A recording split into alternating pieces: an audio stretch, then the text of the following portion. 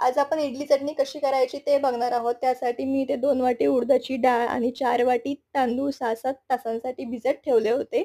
आता आपण ते वाटून घेऊया. त्यामध्ये आपण मीठ आणि कांदा टाकून ते 5-6 तासांसाठी ठेवून देऊया.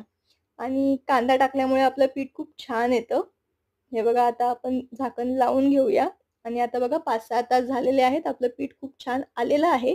आता आपण इडलीच्या भांड्यामध्ये पाणी गरम करून घेतलेलं आहे. आता आपण त्या भांड्याला तेल लावून त्यामध्ये पीठ टाकून ते 15 मिनिटासाठी छान वाफवून घेऊया. आता आपण चटणी बनवण्यासाठी मी इथे खोबरं, हिरव्या मिरच्या, लसूण, कोथिंबीर, मीठ आणि पाणी टाकून ते छान वाटून घेतलेलं आहे. हे बघा आपलं चटणी इथे तयार झाली. आता आपण फोडणी देण्यासाठी मी इथे राई आणि कढीपत्ता टाकून फोडणी देऊन घेते. जर तुम्हाला माझी ही रेसिपी पूर्ण बघायची असेल तर लिंक मी डिस्क्रिप्शन बॉक्समध्ये दिलेली आहे.